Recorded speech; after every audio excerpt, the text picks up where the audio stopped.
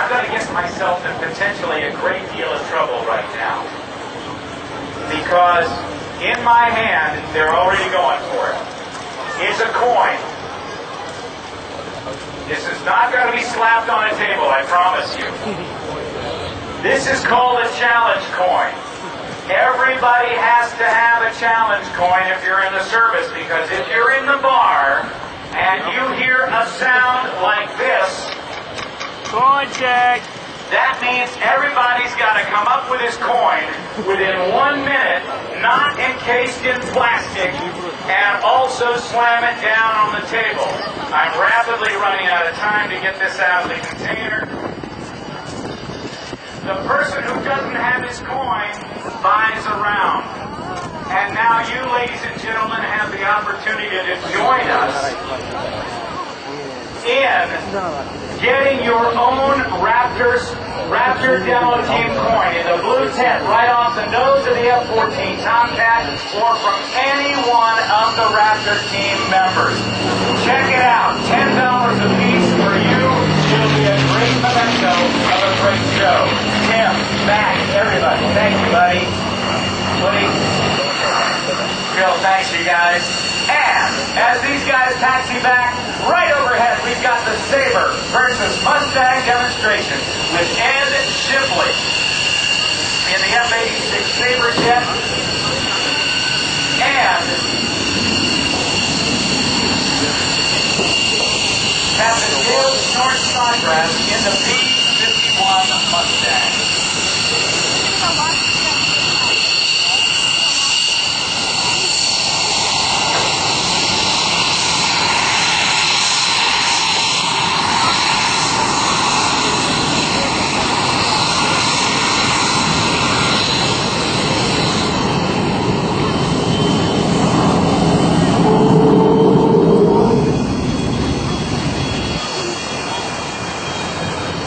Now is Al Kennedy. Taxis by. Along with Captain Ed Colfer in the back seat of the of the F-15 Strike Eagle, and Major Max Boga goes by in the F-22 Raptor. I want you to see some of the most incredible formation flying you will see any place. What we have here being flown in the lead in the P-51 Mustang, one of the premier fighters of all of World War II, being flown by United States Navy retired Captain Dale Snodgrass, and on his wing in a Korean-era air superiority fighter, both built by North American Aviation, both some of the finest of their airplanes of their time are being flown in the Sabre V Mustang demonstration. Formation flying at its best. Ed Shipley, a 50-year-old guy who has established himself as a great director in the world of video. He is also one of the best formation pilots out there. He is visually married to a spot of paint on the bottom of that P-51 Mustang being flown by Dale Snodgrass. Look at this, ladies and gentlemen. Tucked in tight. Occasionally almost looking like one airplane. Now they're going to split off and we're going to see a little demonstration of each of these planes.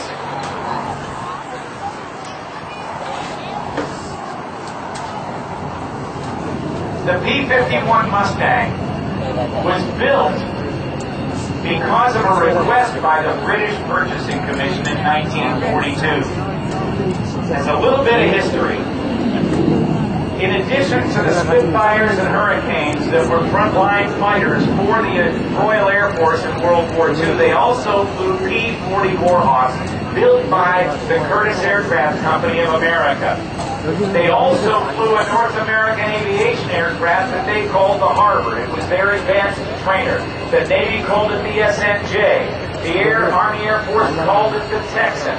But irrespective of that, it was a very, very well-built airplane. The British loved the way that the North American aviation built airplanes. And they said, listen, what we'd like you to do is to build P-40 Warhawks for us under license.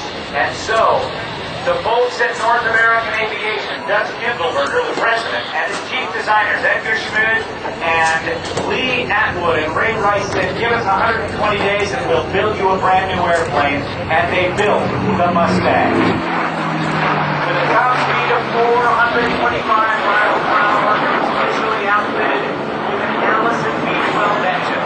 It did not perform well enough at high altitude for the Royal Air Force, so they said, tell you what, we'll put a Rolls-Royce Merlin V12 engine in it, and that was the power plant married to the airframe that made the Mustang what it was.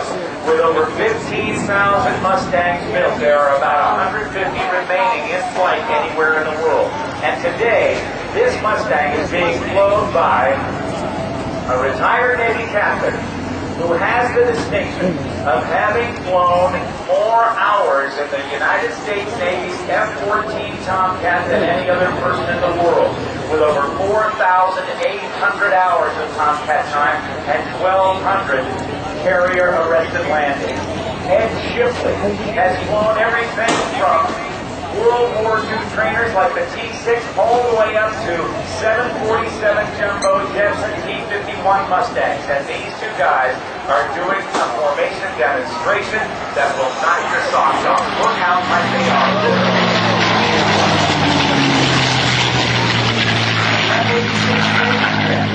At a top speed of just past the speed of sound in a shallow dive, it could literally break the sound barrier.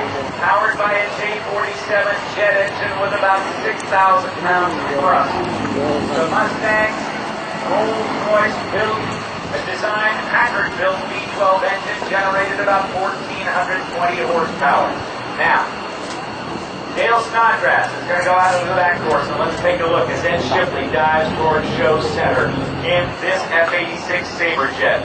Early in the Korean War, this is one of the earliest jets that was flown by the United States Air Force. And early in the Korean War, Americans were being totally outclassed in the air because they had fighters.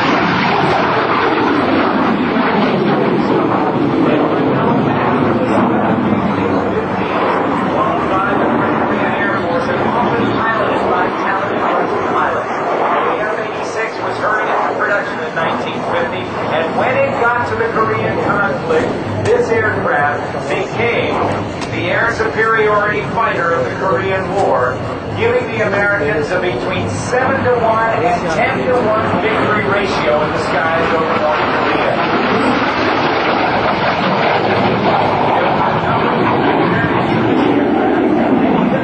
Had a first similar in appearance called the FJ Fury, the FJ3 and the FJ4.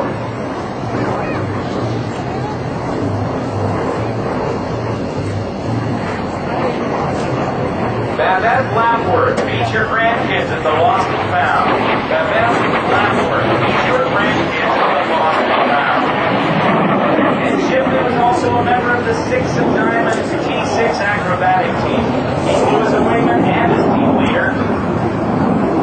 He's also the founder of AirshowBuzz.com. And if you haven't heard of AirshowBuzz.com, when you get home tonight, go to the World Wide Web and type in AirshowBuzz, and it'll take you to a free online virtual hangar, if you will. It's our air show community, and we invite you to join us there.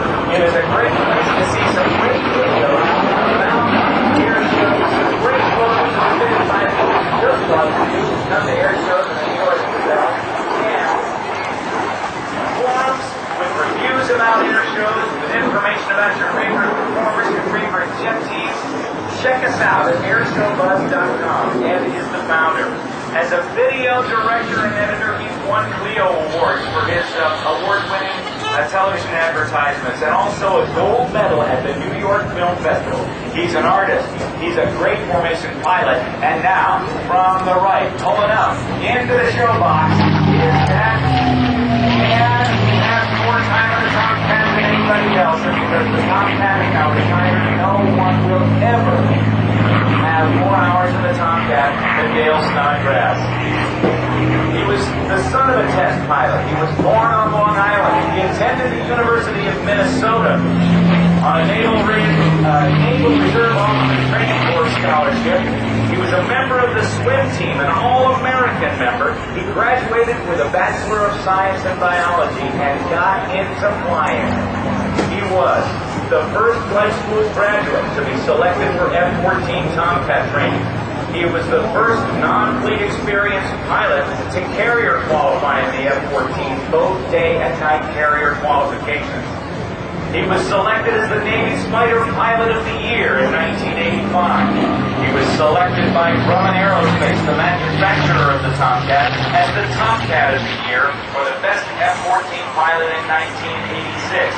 And he was the Tomcat flight demonstration pilot from 1985 to 1997. He retired from the Navy on June 1st, 1999. After 26 years in the Navy, he now flies at air shows from one coast to another. One of the most talented pilots anywhere in the world. He led 34 missions in Desert Storm as the overall strike fighter lead.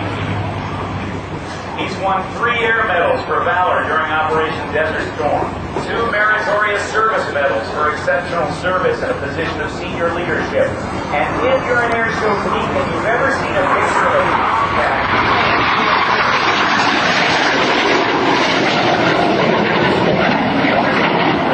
an F-14 Tomcat, almost at the same level as the deck of an aircraft carrier with a couple of guys standing by. Look how low this is coming by. These guys are doing it right on the deck. That picture of that Tomcat had a caption under it that said the pilot was grounded for 30 days. Not so. That was an at-sea air show for families and dependents of the carrier fleet members, and that was actually the pilot flying that airplane was Dale Snodgrass, the guy who was in charge of all the F-14 Tomcats in the whole Navy.